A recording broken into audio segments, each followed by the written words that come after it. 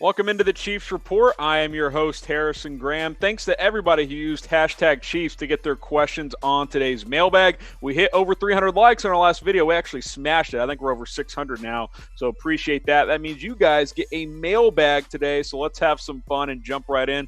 Let's start with Logan using hashtag Chiefs. Should we consider drafting tight end in the second or third round in next year's draft? Kelsey is 30, so he probably has 2 or 3 good years left. Interesting you asked, Logan. I thought tight end could have been a potential option this year to take someone maybe in the 4th or 5th round to get kind of a developmental type of player. Kansas City decided not to do that. I think Travis Kelsey probably has more than 2 or 3 good years left. Maybe it's more like 4 or 5, but I do agree they should get someone at that position. I like Ricky Seals-Jones on the short term as a backup, but I don't think he's a long-term option to eventually replace Travis Kelsey. I do think Kelsey will get another contract with the Chiefs, but it would not surprise me if they looked at tight end in 2021. Here are some of the top guys early on in the draft process, obviously, as the 2020 draft just ended. Kyle Pitts, really good player. I've watched him a lot, really good at Florida. I think he would have been the best tight end this year if he could have come out. Brevin Jordan, Pat Freiermuth out of Penn State, a couple of good options as well. Matt Bushman, then Charlie Kolar out of Iowa State. I'm a Big 12 guy, so I've watched him quite a bit as well.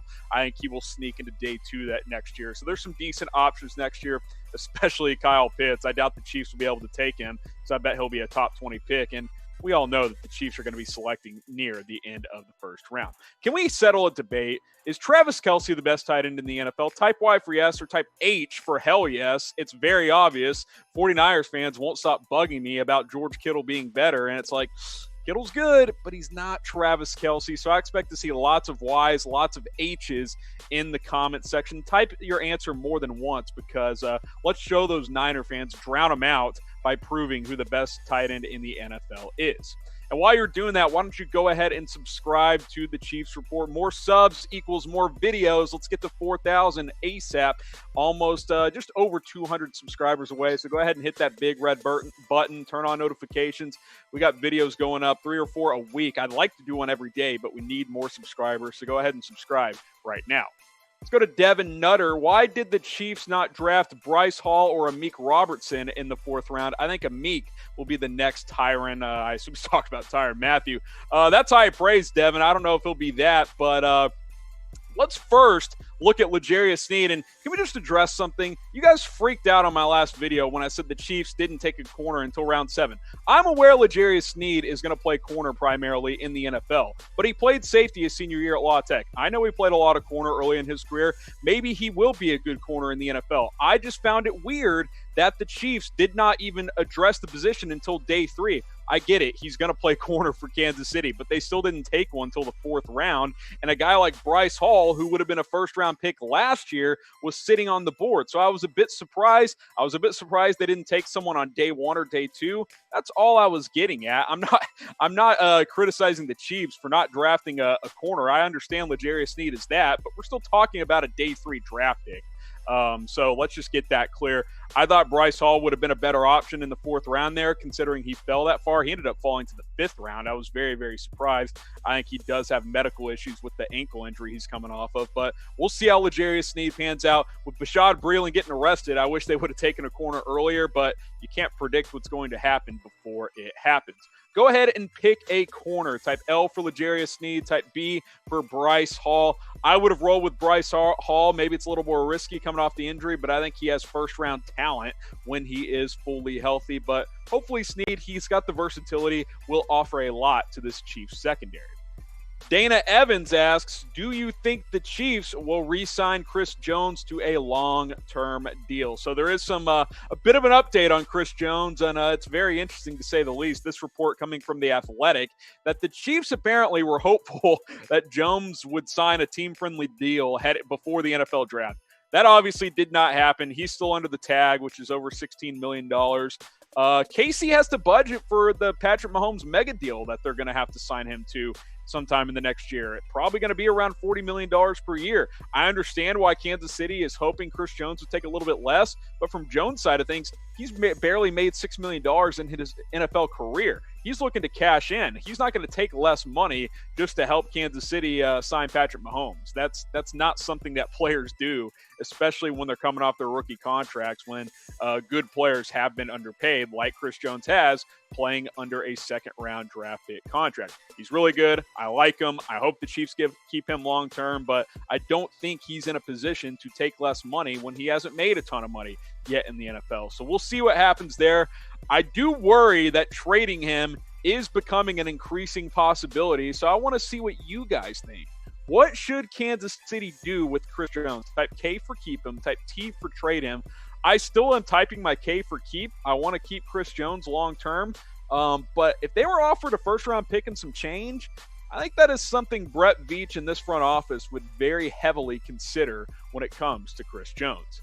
Something you guys should consider is ordering some flowers for your mother. Guys, Mother's Day is almost here. Sunday, May 10th, it'll be Mother's Day, so we're about a week away here. Chatsports.com/flowers. You can get 15% off any of these bouquets. There's a lot more as well. Also, they have sweets, they have gifts, all kinds of stuff. It's not just flowers. So go to that link, chatsports.com/flowers. You married fellas with kids, also get some flowers for your wives. Show them how much you appreciate them on Mother's Day this year. The one thing you don't want to do is forget about your mother or your wife on Mother's Day. So go ahead and order those today, chatsports.com/flowers. Let's go to Monster Jam Fan 0311. Hey, Harrison, predict what the Chiefs are going next season. I think 14-2. Obviously, talking about the record there. That would be lofty. The Chiefs have a target on their back now. They're the Super Bowl champions, and they're playing a first place schedule, and the AFC West has gotten better. If this team goes 14-2, that is going to be fantastic. Let's take a quick look at the opponents. We are expected to find out the full schedule later this week in terms of when the Chiefs play certain opponents, as the NFL is planning on releasing its 32-team schedule as planned. But these are the opponents: Broncos, Raiders, Chargers, Patriots at home. Also the Jets, Falcons, Panthers, and Texans. The road games look like this. You've got, obviously, your divisional opponents again, the Broncos, Raiders, and Chargers. Buffalo Bills, that's going to be a tough road game. Miami's an improved team. The Saints are going to be tough on the road. You got to face Tom Brady and the Bucs on the road, Lamar Jackson and the Ravens on the road. A lot of the Chiefs' tough games are on the road. So if they were to go 14-2, that would be unreal. That means this team stayed very healthy and got even better from last year when they won the Super Bowl. Is it possible? Yes. Is 14 wins likely? Probably not. The over-under at Vegas right now is 11.5. That's the last number I've seen. So what do you guys think? Over 11.5 wins? Under 11.5 wins?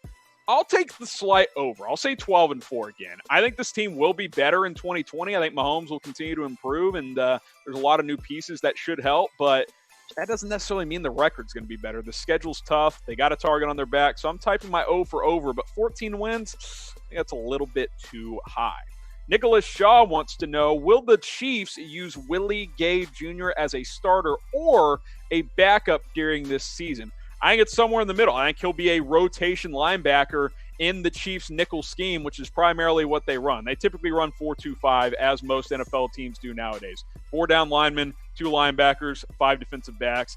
This will be the rotation: Hitchens, Wilson, Willie Gay Jr. with some other guys working in as well. I've said it the past couple of shows. I think Willie Gay could be the most talented linebacker on this team, but he also hasn't played a ton due to suspensions in college for the academic issue he had. So he missed 8 games last year. Hasn't played a ton of football yet, but when he has, the talent is obvious. His head's screwed on straight. I think he will play a lot as a rookie. I don't know if he'll be a week 1 starter. And 3 linebacker sets, I expect him to be out there on the field. But in 2 linebacker sets, it may still be Hitchens and Damian Wilson primarily, with Gay rotating in at certain times. Have you guys subscribed? If so, type S down in the comment section. If you haven't, just want to remind you guys to go ahead and hit that big red subscribe button. Here's the deal. More videos or more subs equals more videos. I'd like to do a Chiefs Report show every single day, but we don't have enough subscribers right now. We're like 200 away from 4,000, so help us get there as soon as possible. We keep growing the channel. We'll keep putting out more content. That's how this works. So go ahead and hit that big red subscribe button. Hot and Spicy Mobile Games wants to know, who is your favorite UDFA signing? Well, we actually have some news from the last couple of hours, as the Chiefs have signed Michigan quarterback Shea Patterson, who did not go drafted. They're bringing him on board. there's some real talent here. He's mobile. He's got a good arm. The problem is he's never really put it together. Couldn't put it together at Michigan. I don't know if that was the offense. I think it's a combination of questionable play calling and Shea Patterson not quite living up to that 5-star recruit he was coming out of high school. Here's the ultimate irony, too. He's going to compete with Jordan Ta'amu for third-string quarterback reps, in my opinion. When Patterson transferred from Ole Miss to Michigan, Ta'amu was his replacement at Ole Miss. So it's kind of come full circle here. You see the numbers. They don't jump out at you. 56% last year. 23-8 is a good ratio there, but not the most accurate at times. His receivers did let him down at Michigan at times for sure, but I did not love what I saw his senior season. He did not build off what was a pretty good junior campaign. We'll see. Can Andy Reid and this staff untap some of that talent?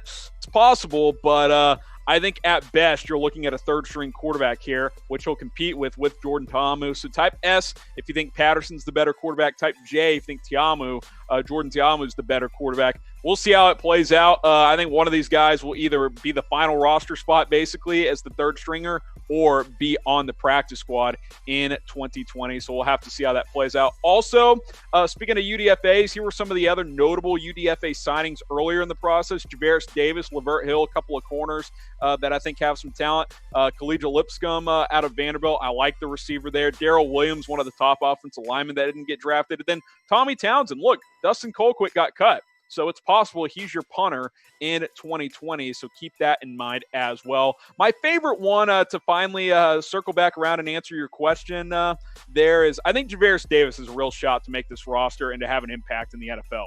I thought he would get drafted. Good playmaker. I think he's got some nickel traits, but he could play some outside as well. With Kendall Fuller gone and Breeland being suspended now potentially, I think Davis is a good addition here as a UDFA. He had 2 picks in all 4 seasons of his career, so 8 in total. That's pretty good playmaking ability right there. Pass breakups every year over 6. That's pretty good at Auburn in the SEC. So I think he's got a real shot of making the roster and having an impact. It was a position of need, as we've talked about, and I think he has a real shot of making this roster. So I would say L'Jarius Davis has been my favorite UDFA signing so far for the Kansas City Chiefs.